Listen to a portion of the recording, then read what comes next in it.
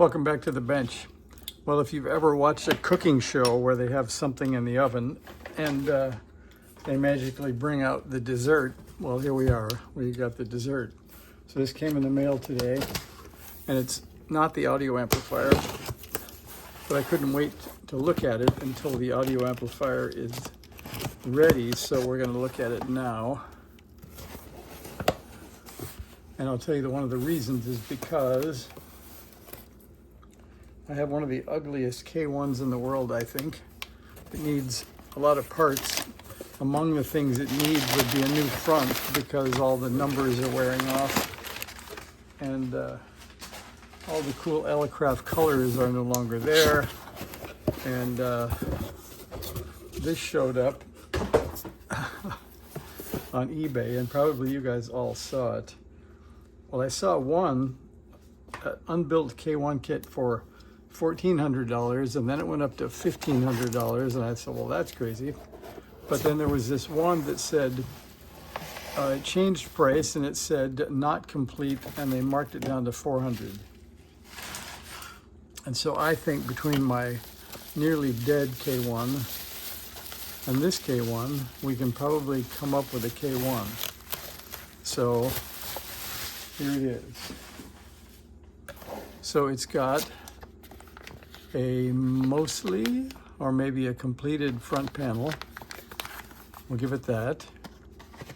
And then it's got a completely uncompleted mainboard, and that is a Rev ER 2001. I think that's an okay revision. It's got a thing that looks like the rear panel and a thing that looks like the speaker, and some parts purchased at Mauser, which are ceramic caps, 32 picofarads. Those must have been missing somewhere else. And we got what appears to be, I can't tell where the grates are, but top cover, maybe for, let's see, on two sides, that's good. Those are kind of pristine looking. And then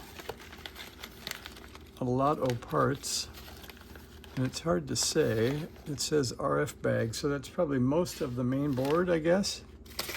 And then some knobs, speaker grill, speaker wire, toroid wire, Allen wrench, adjustment tool, something interesting, maybe, serial number kit. I think we know the serial number, but we should look anyway, shouldn't we? There's our serial number, 3084. Looks like it has also maybe the output transistor washer. A nice set of knobs and a manual and some 180 grit sandpaper. And this says Rev F 2002, so it's certainly not the oldest one I've ever had. And I don't see any writing in it at all. So it's not clear how they built the front panel, but they did.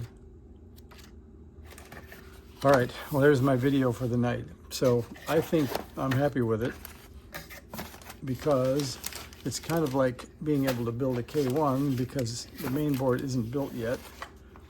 So it'll be my soldering instead of somebody else's soldering. And it's not clear that we got a front panel. Oh, we did, look at that. That's beautimous. So I don't know about the bezel, we'll see about that. But I think we have enough to make a fine looking K1 anyway. And this is the full-size speaker because we don't have a KBT1. And that means the top is probably correct. And let's just look at just a sample of the soldering to see what we got on the front panel. All right, there's a sampling of the soldering for you. I think it looks pretty good. Not a lot of flux. Not a lot of joints that look like they could either use solder added or taken away. So I think success. So once we get the audio amp built, we'll come back and decide how much I need to borrow from the nearly dead K1 to make this one go, but I think it's pretty complete. Well, thanks for watching.